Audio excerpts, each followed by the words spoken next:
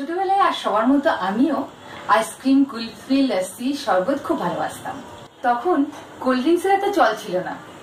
একবার এক আত্মীয়ের বাড়িতে গিয়ে আমি এটা খেয়েছিলাম, আজও ভুলিনি। নমস্কার, আমি ঝুমপলি, পলিগ্রিলে আপনাদের সবাইকে স্বাগত।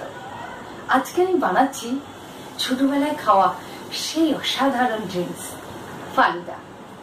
ফালুদা বানাবার জন্য আমি নিয়েছি দুধ, ভার্মিসেলি, বেসিল সিড বা সাবজা সিড বা চিয়া সিড, চেরি, পিস্তাচিও আর আমন্ড বাদাম। আমি হাফ লিটার দুধ নিয়েছি, এটা চিনির সাথে ফুটিয়ে ঠান্ডা করে রেখেছি।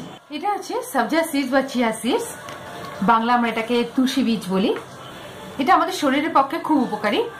এটা আমি 1 ঘন্টা আগে ভেজিয়ে রেখেছি। ভিজে গেলে এরকম দেখতে হবে। এটা ভার্মিসেলি বা সিমুই। আমরা সাধারণত যে সিমুইটা খাই এটা সেটা নয়, এটা কর্নস্টার্চ থেকে তৈরি হয়। সিমুইটাকে আমি সেদ্ধ করে রেখেছি। সেদ্ধ করে রাখলে এরকম দেখতে হবে। এগুলো বিভিন্ন কালারেরও হয়, আপনি কালারেরও নিতে পারেন। প্রথমে 1 টেবিল চামচ এই সাবজা সিডস বা চিয়া সিড দিয়ে দিতে হবে। এবার এর মধ্যে সিমুই বা ভার্মিসেলি দিয়ে দিতে হবে। এবার একটু গ্রিন ম্যাঙ্গো সিরাপ দিয়ে দিতে হবে।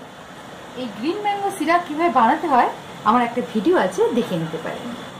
এই ঠান্ডা মিষ্টি দুধটা এবার এর মধ্যে ঢেলে দিন। আরো 1 টেবিল চামচ সাবজা সিডস এর মধ্যে দিয়ে দিতে হবে। আর একটু ভার্মিসেলি এর মধ্যে দিয়ে দিতে হবে। গোলাপ শরবত দিয়ে দিন।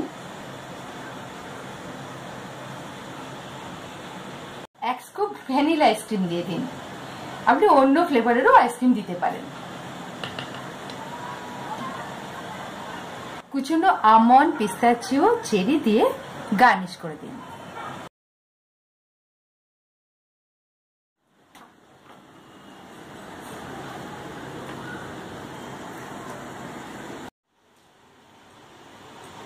নিজে হাতে বানিয়ে যতই খাই, ছোটবেলার স্মৃতি আরো বেশি মধুর। আবার দেখা হবে, টাটা।